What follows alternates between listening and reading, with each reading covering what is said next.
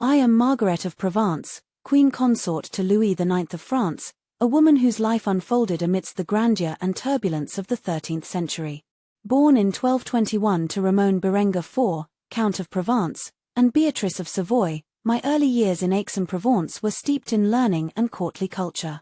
Even as a child, I was known for my wit and beauty, traits that would shape my destiny in the realm of political alliances and royal courts.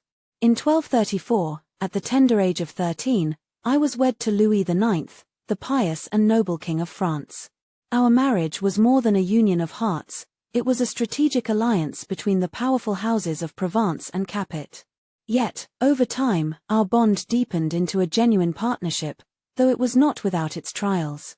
Louis, though devout and kingly, often struggled to balance his duties to the crown with his obligations to our family. As queen, I took to my role with fervor, learning the intricate art of diplomacy and governance. The court of France was a bustling arena of political intrigue, and I often found myself navigating its treacherous waters. My influence was especially apparent in my intercessions for Provence and my family. I was a loyal daughter to my homeland, never forgetting the sunlit hills and valleys of my youth. I was fortunate to be at my husband's side during the tumultuous years of his reign. Together, we embarked on the Seventh Crusade in 1248, a venture both noble and fraught with peril. While Louis's piety led him to believe this mission was his divine duty, it tested the resilience of both our spirits. Our journey took us to Egypt, where we endured the harsh realities of war and captivity. I vividly recall the tense days of Louis's imprisonment and my relentless efforts to secure his release. It was during this time that I truly came into my own, negotiating and rallying support for his cause. The years following the crusade were marked by a return to France and the rebuilding of our lives. Louis's focus on justice and piety shaped his rule, while I continued to advocate for the cultural and intellectual enrichment of the court. My patronage of poetry and the arts brought luminaries to our circle, and I took pride in nurturing a court that celebrated both intellect and spirituality. As a mother, my heart was full yet heavy.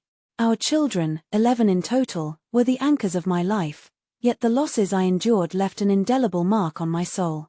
I devoted myself to their upbringing, ensuring they were schooled in the virtues of faith and duty. Among them, my son Philip would rise to inherit his father's throne, carrying forward the legacy we had built. Tragedy struck in 1270 when Louis embarked on his final crusade. Despite his failing health, he was resolute in his mission.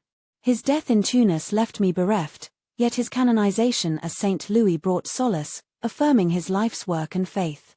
My later years were quieter, spent in reflection and prayer.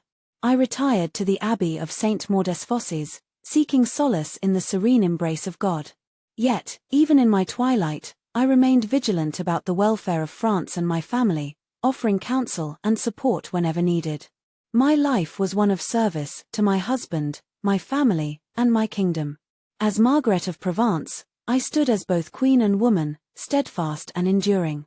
My story is one of love, resilience, and the unyielding spirit that defined an era of grandeur and transformation.